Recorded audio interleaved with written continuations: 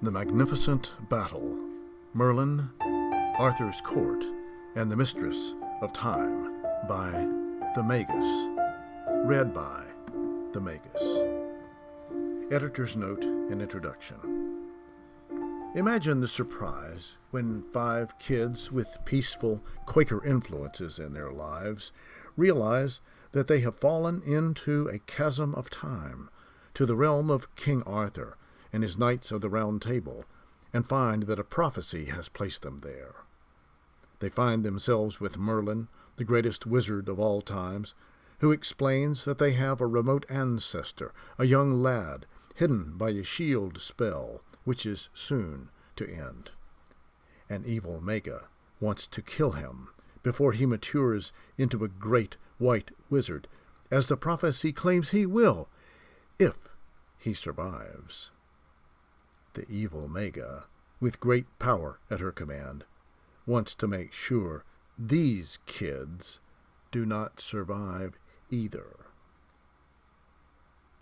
These kids, 3 siblings, Michael, Damon, and Krista, and their cousins, Asher and Fergus, are sent off with some of the great personages of the Arthurian age, Sir Lancelot, Sir Galahad, Sir Bors, and Sir Caradoc, but also with one of the most infamous, Morgan Le Fay, in their search for the young lad to help him survive.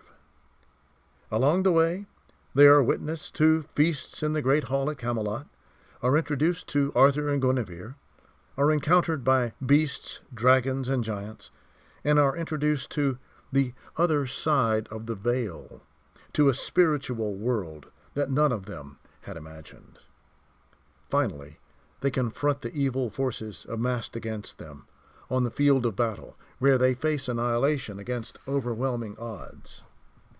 As if that were not bad enough, the kids realize that if they fail, they will not even be born.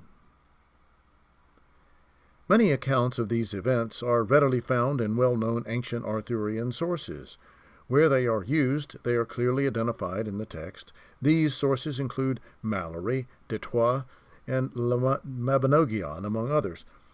They are incomplete, however, as these writers only recorded what was told by men and women who saw but did not understand.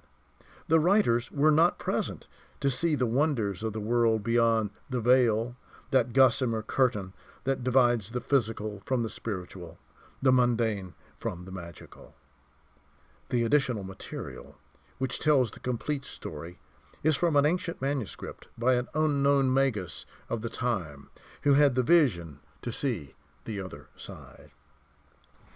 He, or perhaps she, tells the story from both sides of the veil, the story of an invasion of time, and the role 21st century kids played in preserving history.